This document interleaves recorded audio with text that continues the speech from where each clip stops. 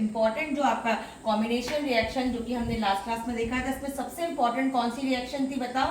वो लाइन वाली, right, line वाली, ठीक है, विच रिएक्ट विथ वाटर। ये इंपॉर्टेंट रिएक्शन इसलिए रिवाइज करवा रही हूँ। क्विक लाइन और line reacts with water results in the formation of calcium hydroxide और it is also called as slacked lime, इसको हम slacked lime भी बोलते हैं। which on reaction with carbon dioxide, slow reaction with air, ठीक है, results in the formation of calcium carbonate. This is the formula of marble, ठीक है। और इसका एक नाम और होता है, इसका एक नाम और होता है, कल अभी जस्ट याद आया मुझे, इसका एक नाम और होता है Shivali, limestone, CaCO3 limestone.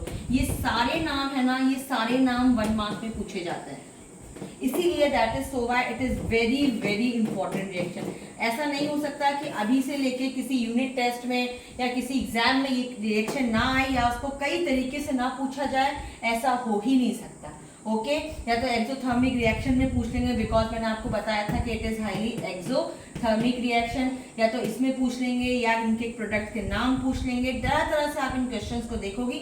But this is the अभी तक के सारे पार्ट को जो मैंने पढ़ाया है, this is the most important part, ठीक है, बैलेंस्ड। और ये सेकंड पार्ट सबसे ज्यादा इंपॉर्टेंट ये था, ठीक है। आगे बढ़े।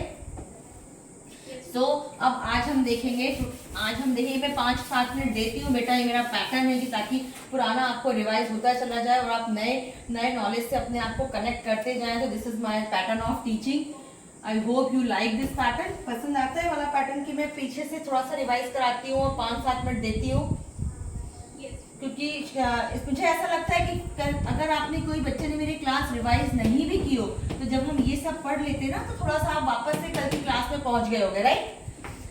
So the next reaction is decomposition reaction. कभी भी ये वर्ड आता है डीकम्पोजिशन, तो क्या मन में आता है शिवाली? जब भी ये वर्ड आता है कि कहीं पे भी ये वर्ड आता है कि डीकम्पोजिशन, तो कहाँ आपका मन जाता है? क्या कहता है कि क्या हम कर रहे हैं? डीकम्पोज मतलब what?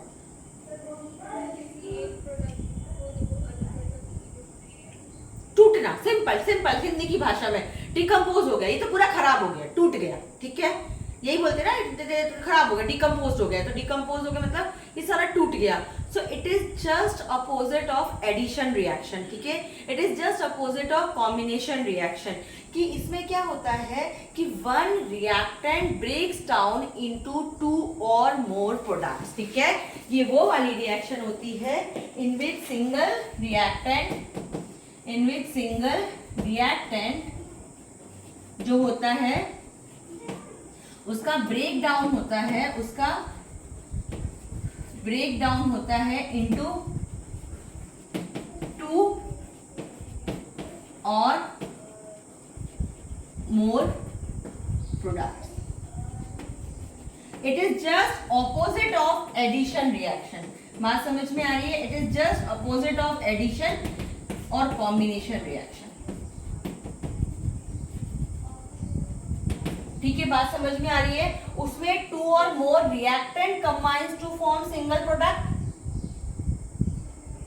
Right Shivali? Here single reactant breaks down into 2 और more products. This type of reaction is called as, इस तरह के रिएक्शंस को हम क्या कहते हैं?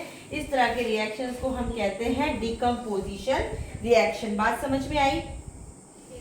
अब जो डिकम्पोजिशन रिएक्शन होती है, किसी चीज को तोड़ना आसान नहीं होता शिवाली, आप समझिए, किसी चीज को तोड़ना आसान नहीं होता है, तो there must be some energy is there, right. तो यहाँ पे डिकम्पोजिशन रिएक्शन के लिए जो एनर्जी लगती है, इट मे बी हीट,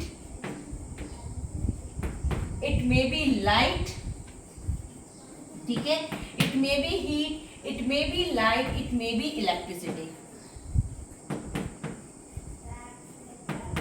बात समझ में आ रही है? It may be heat, the energy required to carry on a decomposition reaction, the energy may be heat, may be light और मे बी इलेक्ट्रिसिटी, ठीक है। सो जब आप when the decomposition reaction takes place, when the decomposition reaction takes place, है ना, when we provide heat, so that type of decomposition reaction is called as thermal decomposition. Board visible है Shivani? Yes. This type of reaction is called as thermal decomposition reaction, when the decomposition reaction takes place in the presence of heat energy. अगर हम provide कर रहे हैं, मैं आपको example देती हूँ. For example, should I rub this? Yes.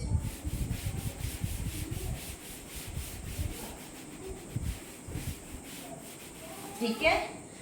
For example, ferrous sulfate heptahydrate.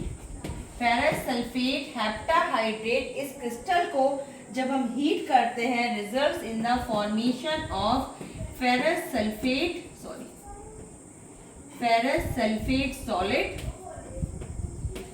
Plus 7H2O. इसको हम बोलते हैं वाटर ऑफ क्रिस्टलाइज. अगर ऐसा पानी प्रेजेंट होता है ना बेटा, जो इसके साथ ही प्रेजेंट होता है, तो that is called as water of crystallization. इसको तुम डीप में पढ़ोगी नेक्स्ट चैप्टर में, इसलिए अभी पढ़ाऊंगी तो वो इंटरमिक्स हो जाएगा. इसको डीप में पढ़ोगी. ठीक है. तो this is water of crystallization. इसका मतलब छोटा सा समझ, क्योंकि ये 7 आया है तो आपको लगा कि क्या ये कोई कंपाउंड है. No dear. समटाइम्स वाटर हमें ऐड कर मिक्स नहीं करते. रिएक्शन जो जिसमें मैंने बताया था ना कि addition of oxygen is oxidation. ठीक है ना. लेकिन अगर हम in the presence of oxygen कोई रिएक्शन करा रहे हैं, that is combustion. Right. So दोनों रिएक्शन डिफरेंस थी. Oxidation is different from the combustion. Similarly water का ऐड होना और वाटर की प्रेजेंस होना, जब वाटर का हम किसी रिएक्शन में ऐड अप कराते हैं तो हाइड्रोजन और ऑक्सीजन टूट जाता है, जो कि हमने देखा था किसमें, आपको याद होगा, जो हमने देखा था अपने रेस्पिरेशन रिएक्शन में. समझ में आ रहा था है ना. रेस्पिरेशन रिएक्शन में क्या हो रहा था, रेस्पिरेशन रिएक्शन में ये हो रहा था कि जो आप कार्बन, जो आपका ये जो ऑक्सीजन आपने लिया था और जो आपका कार्बन और हाइड्रोजन, इसमें जाके आपका ऑक्सीजन ऐड होके कार्बोहाइड्रेट बना रहा था. दैट इज एडिशन हो रहा था. ठीक है ना. सिमिलरली ये ऑक्सीजन रिएक्ट कर रहा था, यहाँ पे रिएक्ट नहीं करता, यहाँ सिर्फ ये वाटर प्रेजेंट रहता है क्रिस्टल के फॉर्मेशन के लिए. इसको सिंपली अगर हम हीट करते हैं तो ये वाटर अलग हो जाता है. अगर हम सिंपल इसको हीट करते हैं तो वाटर अलग हो जाता है. इसको बोलते ही ऐसे, जितने नंबर ऑफ यहाँ मॉलिक्यूल ऑफ वाटर प्रेजेंट होते हैं तो उसको हम वैसे ही बोलते हैं. जैसे दिस इज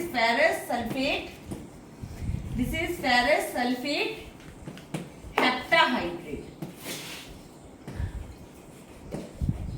ठीक है बेटा. on heating results in the formation of ferrous sulfate and 7 molecules of water. बात समझ में आई. तो क्या हुआ, हमने इसमें क्या किया, टेम्परेचर प्रोवाइड किया, सिंपली हमने हीट किया तो डिकम्पोजिशन हो गया.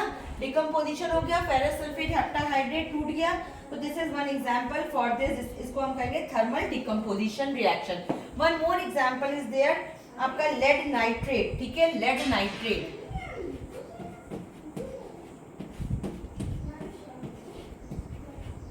ये आपका लेड नाइट्रेट है. लेड नाइट्रेट को भी सॉलिड होता है ये भी. इसको जब हम हीट करते हैं, results in the formation of lead oxide plus nitrogen dioxide plus oxygen gas. ठीक है. This is again decomposition reaction which is taking place जब हमने एनर्जी प्रोवाइड की थ्रू हीट. तो these two are the examples of thermal decomposition reaction.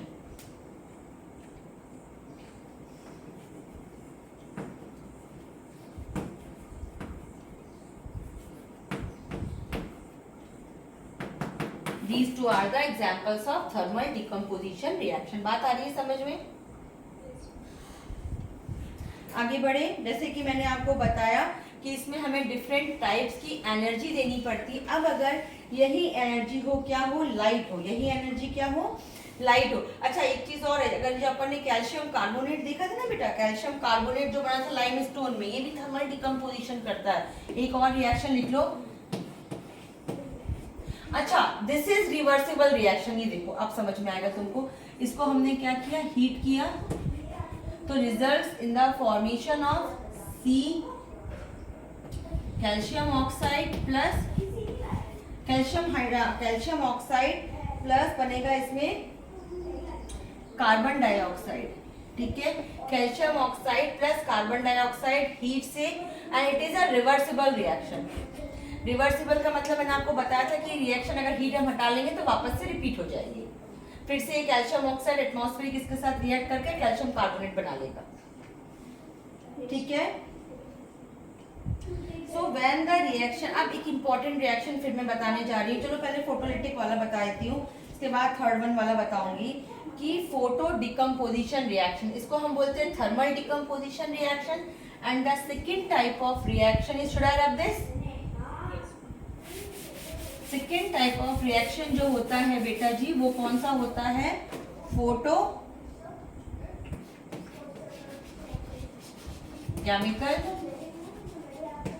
भी मुझे white चौक दे दो बेटा, मेरी व्हाइट चौक खत्म हो गई। फोटो केमिकल डिकम्पोजिशन रिएक्शन, ठीक है। फोटो केमिकल, अब नाम से ही समझ में आएगा फोटो, फोटो को किसको, फोटोन क्या होता है, what is photon, yes very good, photon is light energy, ठीक है। लाइट एनर्जी को जब हम देखते हैं तो हम उसको किस फॉर्म में बोलते हैं, हम बोलते हैं फोटोन, ठीक है। उसको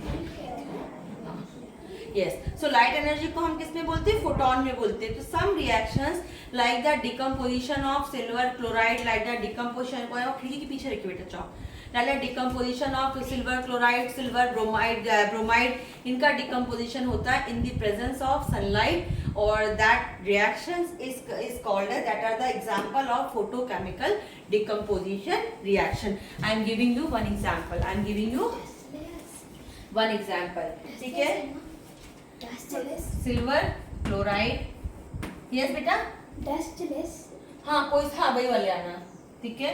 इसको जब हम क्या करते हैं, इसमें हीट एनर्जी, ये फोटोन लाइट एनर्जी को हम इस तरीके से रिप्रेजेंट करते हैं, हीट एनर्जी को हम ऐसे रिप्रेजेंट करते हैं, और लाइट एनर्जी को हम h म्यू से रिप्रेजेंट करते हैं, ठीक है। दिख रहा है, is it visible, h mu बोलते हैं इसको, ऐसे बोलते हैं h म्यू, ठीक है। दिस रिप्रेजेंट कि हमने क्या दिया है, लाइट एनर्जी दी है, ये रिप्रेजेंट करता है कि हमने यहाँ पे लाइट एनर्जी दी है। बात आ रही है समझ में, ठीक है। सनलाइट की जो एनर्जी मिलती है हमें शिवाली, जो सनलाइट की हमें एनर्जी मिलती है, it is in the form of h mu. जो सनलाइट की एनर्जी हमें मिलती है वो किस फॉर्म में मिलती है, वो it is in the form of h mu, ठीक है। h is the Planck constant, where, वो तो तुम लोग 11th में पढ़ोगे, उधर बच जाओ, प्लैंक कांस्टेंट होता है वो, ठीक है। सो यहाँ पे भी जो डिकम्पोजिशन रिएक्शन होता है results in the formation of this is, ठीक है। बात समझ में आ रही है। वन मोर रिएक्शन, ये पूछा जाता है reaction black and white photography में, ये वाला होता है जो वो सुखाते हैं, तो that is AgBr, silver bromide, ठीक है। सिल्वर ब्रोमाइड, फिर से वही h म्यू, सनलाइट, ठीक है ना, results in the formation of silver plus bromine gas, ठीक है। Silver plus bromine gas, silver bromide is yellow in colour,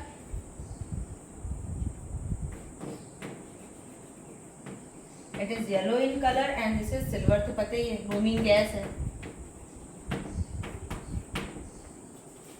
ठीक है। यहाँ तक समझ में आ रहा है। This type of reaction is called as photo, this type of reaction को हम क्या बोलेंगे, फोटो केमिकल डिकम्पोजिशन रिएक्शन। बात आई समझ में। And now the third type of reaction, this is the electrolytic decomposition reaction.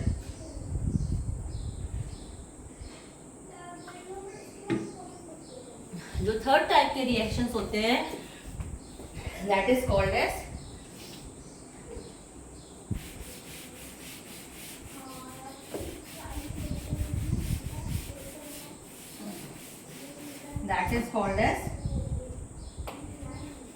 electrolytic decomposition reaction. As the name suggests कि the decomposition reaction, Shivali please concentrate कर, देख लो बेटा, the decomposition reaction which is carried out है ना, when electricity is passed to the reactants है ना, results in the formation of two or more products. That type of decomposition reaction are called as electrolytic decomposition reaction. बात आ रही है समझ में? Yes, ma'am. ठीक है, इसमें जो अब इसका एग्जाम्पल इंपॉर्टेंट है, ठीक है। फोटोलिटिक में आपको पूछ लेते हैं कि ऐसा कौन सा डिकम्पोजिशन रिएक्शन है जो कि फोटोग्राफी में यूज होता है, ठीक है। फोटोग्राफी में यूज होता है तो वो सिल्वर ब्रोमाइड वाला होता है जो मैंने अभी आपको लास्ट में बताया, तो वो रिएक्शन इंपॉर्टेंट था। डिकम्पोजिशन में थर्मल वाला ऐसा कोई रिएक्शन नहीं था जिसको मैं बोलूं बहुत इंपॉर्टेंट था, तो ऐसा नहीं। हाँ, पूछने को तो आपके सिलेबस में है तो दे में आस्क एनीथिंग, पर जो बार बार रिपीट होता है वो इसमें से होता है, ठीक है। Electrolytic decomposition, when the decomposition reaction carried out in the presence of electricity, that type of reaction is electrolytic decomposition reaction. इसका एक्चुअली एक्सपेरिमेंट ही पूरा पूछ लेते हैं। इसका एक्सपेरिमेंट जो है वो है decomposition of water molecule in the presence of electricity, लगाओगे तुम, results in the formation of hydrogen gas plus oxygen, ठीक है। Yes, ma'am. अब इसमें पूरा सेटअप आपसे पूछेंगे, इसमें जो पूछेंगे आप, इसमें कई सारे क्वेश्चन बनते हैं, ठीक है। इसमें एक क्वेश्चन तो ऐसा बनता है, पहले पूरा सेटअप देख लो। सेटअप क्या होता है इसमें? इसका सेटअप ऐसा होता है बेटा कि ये आपका होता है क्लैंप स्टैंड। क्लैंप स्टैंड से इस तरीके की एक इन्वर्टेड टेस्ट ट्यूब होती है। एक क्लैंप स्टैंड ये होता है, इससे लगी हुई एक इन्वर्टेड टेस्ट ट्यूब ऐसी होती है, ठीक है। इसके बाद यहाँ पे एक बीकर होता है, इस बीकर में वाटर होता है, इसे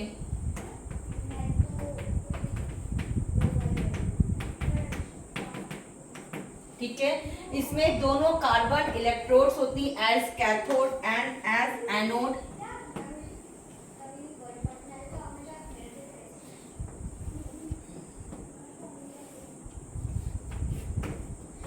दो ही इलेक्ट्रोड, कार्बन में कौन सी होगी? ग्रेफाइट होगी। कार्बन टेट्रावैलेंट है, इट में एक्ट एज पॉजिटिव और नेगेटिव आल्सो, तो इसमें एनोड भी कार्बन की होती है और कैथोड भी कार्बन की होती है। तो ये हो गया आपका कार्बन की, दिस इज हाइड्रोजन गैस, पहले बताते दिस इज हाइड्रोजन गैस। यहाँ पे कलेक्शन होगा, यहाँ पे कलेक्शन होगा ऑक्सीजन गैस का। दीज टू आर इलेक्ट्रोड्स, तो ये कार्बन की हो गई आपकी कैथोड,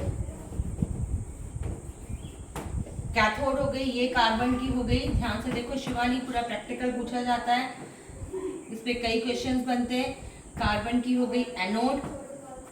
अब इसको आप तार के थ्रू 6 वोल्ट की बैटरी से क्या कर दो, 6 वोल्ट की बैटरी से इसको कनेक्ट कर दो,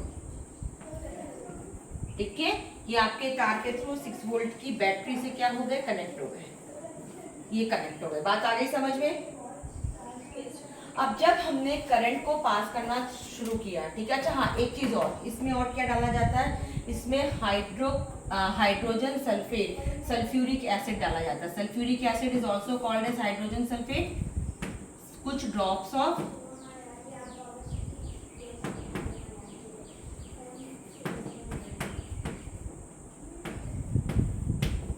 ठीक है। अब यहाँ ध्यान से देखो, मैं इस तरफ से आ जाती हूँ इसको ताकि आपको बोर्ड पूरा दिख सके। ये देखिए बेटा, अब यहाँ पे ये जो होती है आपकी, ये this is your clamp stand, this is your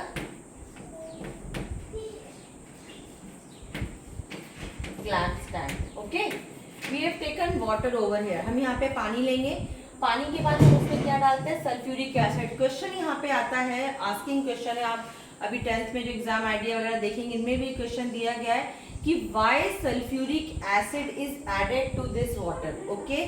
so आपको पता है कि acids are known for this property, they are very much known for the property of conductor of electricity, right. Acids क्या है? They are the best conductors of electricity. So बात समझ में आ रही है यहाँ तक? As they are best conductors of electricity बेटा, तो क्या होता है कि जब हम इसमें सल्फ्यूरिक एसिड के कुछ ड्रॉप्स ऐड कर देते हैं तो यहाँ पे जो वाटर का टूटना, जितनी ज्यादा कंडक्टिविटी, इलेक्ट्रिकल कंडक्टिविटी बढ़ेगी उतनी जल्दी आयंस टूटेंगे। तो the increases the conductivity we add sulphuric acid.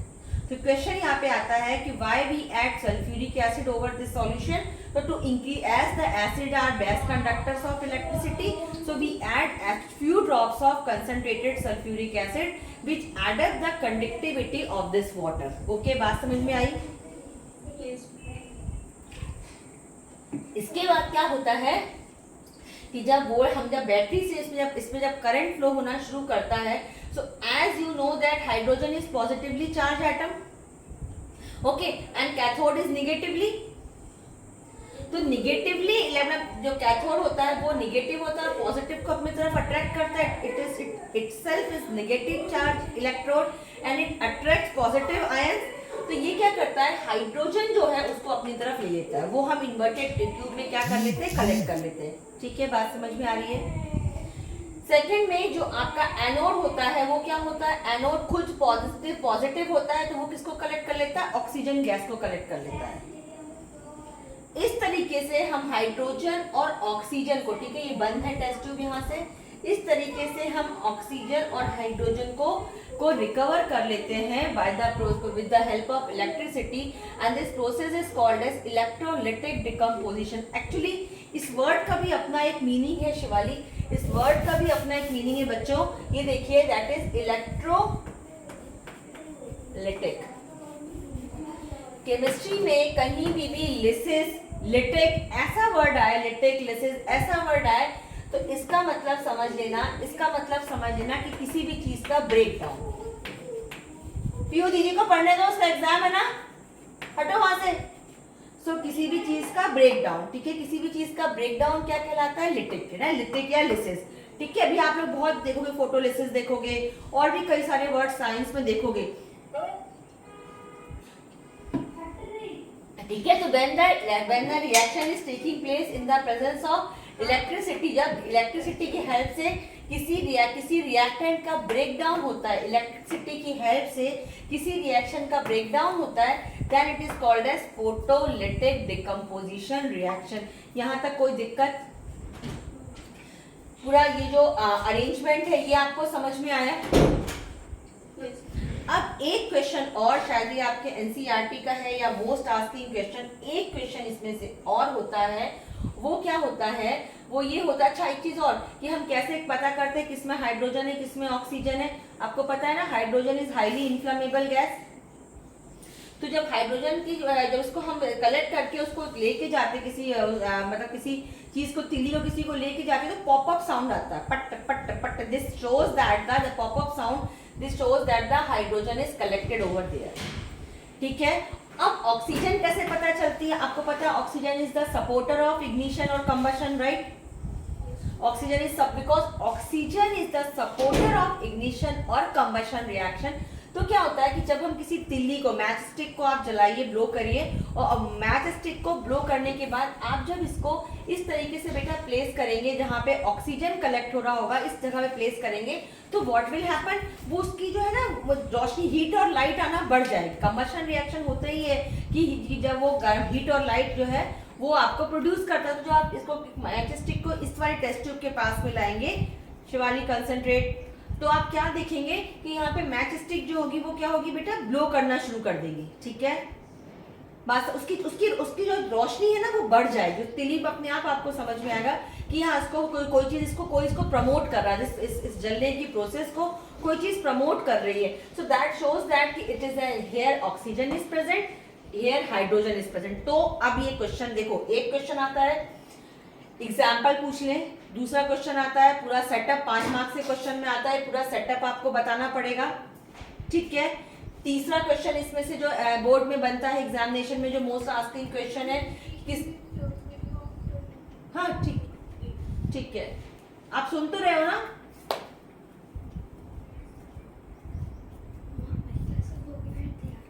बस बेटा, दीदी के बाद आपकी क्लास करेंगे, वो भी कर देंगे। ठीक, शुड आई कंटिन्यू?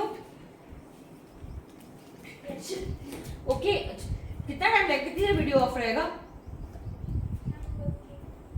ठीक है, तो बात समझ में आपको आ रही है? तो यहाँ पे क्या होगा, यहाँ पे इस पे एक क्वेश्चन प्यारे बच्चों बनता है कि आपका why we add sulfuric acid, do we add anything else? Yes, we add sulfuric acid। Why we add sulfuric acid? To increase the conductivity. दूसरा क्वेश्चन इसमें से बन सकता है कि कैथोड पे क्या जाता है, एनोड पे क्यों जाता है और क्यों जाता है।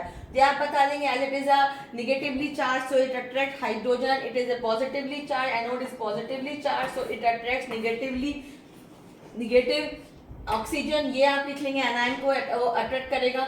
तीसरी चीज आपसे इसमें पूछ लेते हैं, तीसरा जो इंपॉर्टेंट क्वेश्चन इसमें से बनता है कि कैसे आप आइडेंटिफाई करेंगे कि किसमें हाइड्रोजन है किसमें ऑक्सीजन है।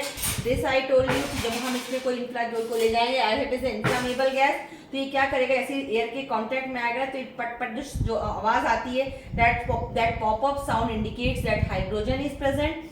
जब आप इस वाले टेस्ट ट्यूब के पास एक जलती हुई मैच स्टिक को लेके जाएंगे तो यू विल ऑब्जर्व क्लियरली कि जो मैच स्टिक जो है जो आपका कैंडल है वो क्या होगा, उस पर रोशनी और तेज बढ़ जाएगी, ठीक है, उसकी फ्लेम इंक्रीज हो जाएगी। The increasing of flame indicates that यहाँ पे सपोर्टर ऑफ कंबशन है, ठीक है, बात समझ में आई। फिर एक और क्वेश्चन ही, शायद ये अगला क्वेश्चन तो इसका है आपके शायद एनसीईआरटी में भी क्वेश्चनों की क्वेश्चन है, बच्चों को लिखवाती हूँ इसका आंसर। एक और क्वेश्चन इसमें से आता है कि एक टेस्ट ट्यूब में किसी एक, नाम भी नहीं बताते वो लोग, क्वेश्चन ऐसा है, मैं देखती हूँ शायद आपके एनसीईआरटी में है कि नहीं है, और ही तो फिर ये मोस्ट आस्किंग क्वेश्चन होगा क्योंकि वही क्वेश्चन हम लोगों को याद हो जाते हैं जो कई बार हम देखते हैं क्वेश्चन पेपर में दिया होता है, तो दैट क्वेश्चन अपने आप ही वो फिर हमें रट जाते हैं। आई डोंट नो, मिलेगा कहीं ना कहीं तो होगा ही, respiration exothermic opposite of, I don't know where it is. हाँ ये देखिए, ये इलेक्ट्रोलिसिस ऑफ वाटर दिया हुआ, ये सेटअप दिया हुआ दिख रहा है आपको, ठीक है ना, ये सेटअप दिया हुआ है। अच्छा पता नहीं, ठीक है, हाँ एक और चीज इसमें जो क्वेश्चन आस्किंग क्वेश्चन है बोर्ड में वो ये आस्किंग क्वेश्चन है कि जब हम when we are doing electrolysis of water, जो आपको जो प्रोडक्ट मिलते हैं उसमें एक प्रोडक्ट की क्वांटिटी दूसरे प्रोडक्ट से डबल होती है। बात समझ में आई, एक प्रोडक्ट की क्वांटिटी दूसरे प्रोडक्ट से डबल होती है, व्हाई, और ऐसा क्या होता है, तो what will be your answer? Yes ऐसा होता है, इट हैपेंस व्हाई, बिकॉज अब यहाँ पे तुम्हारा मोल कंसेप्ट आएगा। What is mole? Mole is the amount of entities whether it is atom, ion और मॉलिक्यूल। किसी भी एटम में या किसी भी आयन में और किसी भी मॉलिक्यूल में जो नंबर ऑफ पार्टिकल्स होते हैं they are always same and this is called as 1 mole, ठीक है, बात समझ में आया। तो यहाँ पे आप देखो तो यहाँ पे 1 मोल ऑफ, अच्छा डायटोमिक है तो this is consider 1 molecule, this is considered to be as a 1 molecule of oxygen, ठीक है, this is 1 molecule of hydrogen. आप क्या देख रहे हैं, बाय मोल 1 लेकिन यहाँ पे कितना 2 double amount of hydrogen is there, whether atomic mass इसका ज्यादा है, एटॉमिक नंबर इसका ज्यादा है, लेकिन इसके बाद देखिए अगर हम बाय मास देखें, मोल कंसेप्ट यही तो था, आपकी मम्मा से मेरी बात हुई, उन्होंने बताया था कि मोल कंसेप्ट थोड़ा सा इसको बता दीजिएगा। सो मोल कंसेप्ट क्या होता है बेटा, अगर 9th क्लास में आप लोगों ने ध्यान दिया हो तो मोल कंसेप्ट क्या होता है, it means the number of particles whether it is the atom, whether it is the ion, whether it is the molecule present in any entity। हम किसी भी केमिकल कंपाउंड की बात करें तो पार्टिकल्स कितने प्रेजेंट होते हैं, तो that particles is equals to the 1 mole, ठीक है, जिसकी वैल्यू होती है 6.02, क्या होती है बताओ, 6.023 × 10⁻²2, ठीक है, बात समझ में आई। सो यहाँ पे अगर हम देखें तो आप देख रहे हो कि यहाँ पे हाइड्रोजन क्या है, डबल है, हाइड्रोजन डबल है, तो ये प्रोड्यूस हो रहा है ड्यूरिंग द इलेक्ट्रोलिसिस प्रोसेस, तो यही आंसर आप लिख के आएंगे। तो इसमें से ये वाला जो डिकम्पोजिशन रिएक्शन मैंने आपको बताया बेटा, इसमें से इतने सारे क्वेश्चंस आपके जनरेट होते हैं, ठीक है। तो इसके पहले के जो मैंने बताया इसमें आपको सिल्वर ब्रोमाइड वाला पूछ सकते हैं, बिकॉज वो फोटोग्राफी का वो रिएक्शन है, तो जो भी चीज की इकोनॉमिक इंपॉर्टेंस होती है उन क्वेश्चंस को आस्क किया जाता है।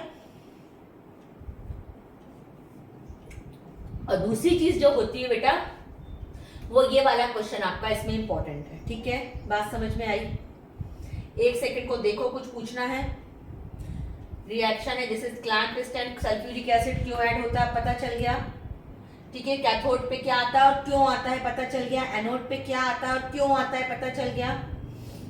ये डिकम्पोजिशन रिएक्शन को हम क्या कहते हैं, इलेक्ट्रोलिसिस ऑफ वाटर, इसको क्या कहते हैं, this reaction is called as electrolysis of water, electrolysis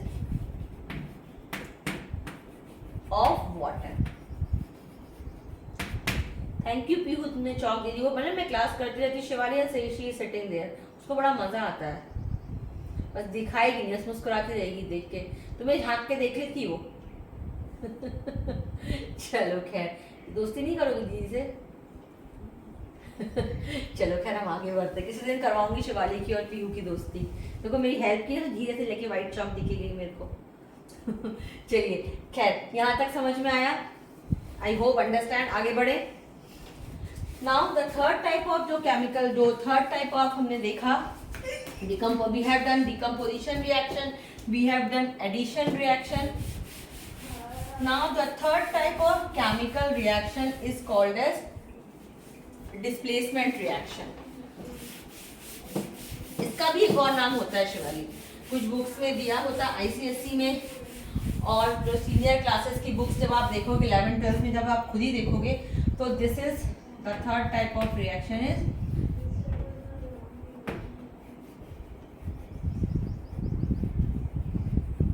displacement reaction. This displacement reaction is also called as substitution reaction or substitution reaction.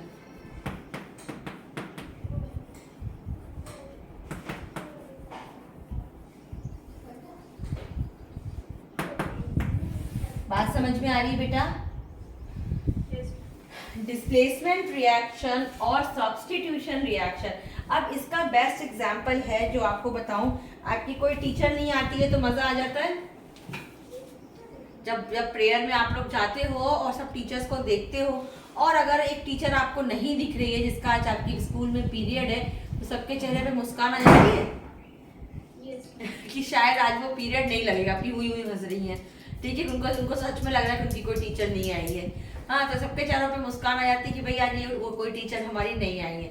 ठीक है, अब अगर उस पीरियड में क्या होता है, किसी टीचर को भेजा जाता है अरेंज करने के लिए, ताकि आप लोग बदमाशी ना करें, डिसिप्लिन में रहें, तो एक टीचर को भेजा जाता है। उस टीचर को हम बोलते हैं कि सब्स्टिट्यूट भेजा जा रहा है।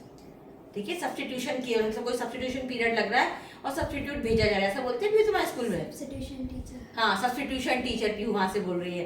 तो दैट सब्स्टिट्यूशन टीचर मतलब क्या होता है कि किसी के बदले किसी और का जाना। ठीक है, किसी के बदले किसी और का जाना, that is called as displacement reaction और सब्स्टिट्यूशन रिएक्शन। इसमें जो एक एलिमेंट होता है वो दूसरे एलिमेंट को इन अ केमिकल रिएक्शन क्या करता है, डिस्प्लेस करता है और सब्स्टिट्यूट करता है। बात समझ में आ रही है? क्या करता है, डिस्प्लेस करता है या सब्स्टिट्यूट करता है, उस तरह के रिएक्शन को हम कहते हैं सब्स्टिट्यूशन रिएक्शन। अब कौन किसको डिस्प्लेस करेगा या कौन किसको सब्स्टिट्यूट करेगा, ये कैसे पता चलता है बेटा? ये आप लोगों ने अगर बहुत अच्छे से आप लोगों को याद हो तो आप लोगों ने कोई एक सीरीज देखी थी मेटल एंड नॉन मेटल की, देखी थी? मेटल्स में देखी थी ना, रिएक्टिविटी सीरीज, याद है? कुछ अपन ने देखी थी रिएक्टिविटी सीरीज।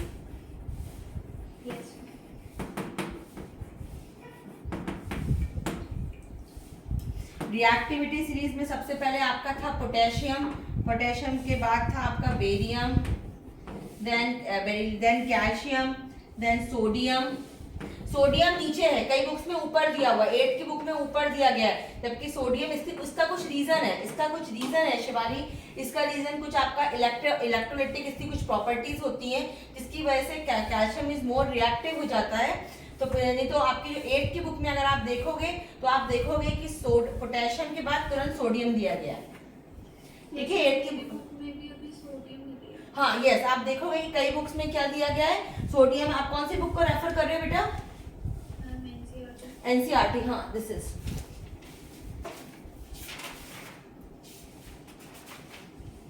इसमें कहाँ दिया गया है सोडियम? ओके, अच्छा तुमने निकाल लिया होगा मेटल एंड नॉन मेटल वाला ना, let me check.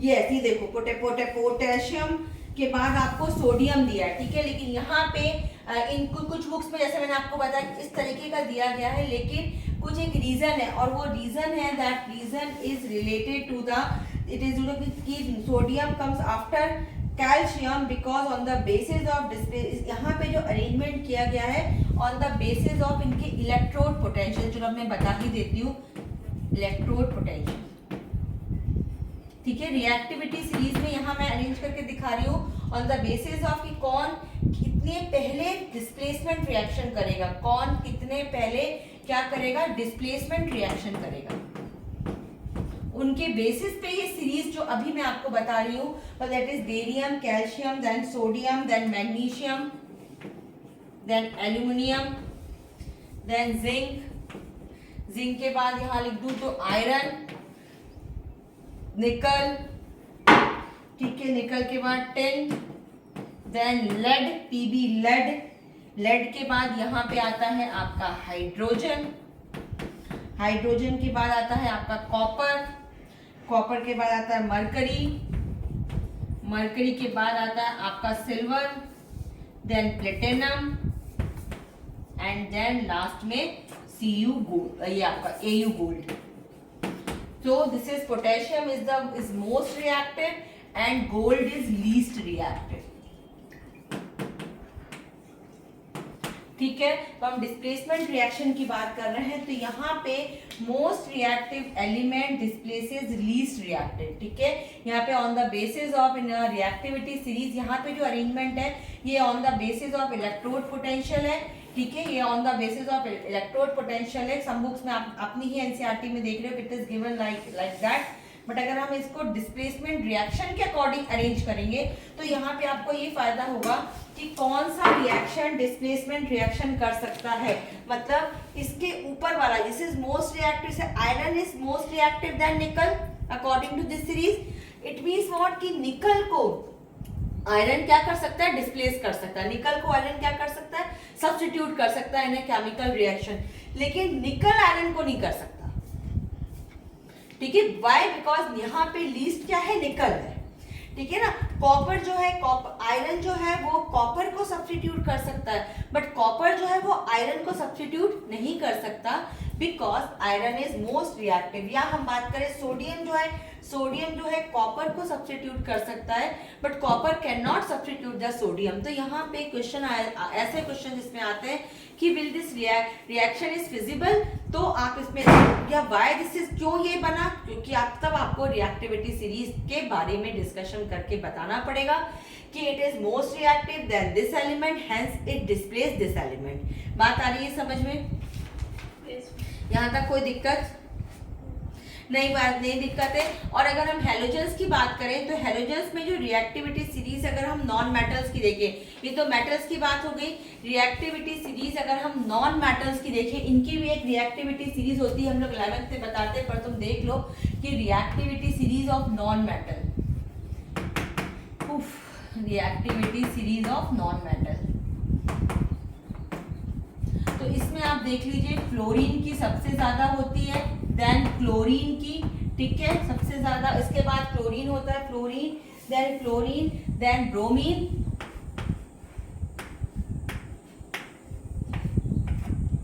Then iodine, I2, ठीक है, लास्ट में आयोडीन। तो जिसकी सबसे ज्यादा होती, मतलब ये आसानी से अपने पीछे इन सबको क्या कर देगा, डिस्प्लेस कर देगा, ठीक है, इसको आसानी से क्या कर देगा, सब्स्टिट्यूट कर देगा। आइए कुछ एग्जांपल से देखते हैं, यहाँ तक कुछ दिक्कत, आगे बढ़े, नेम समझ में आ गया, definition, did you understand definition what I mean?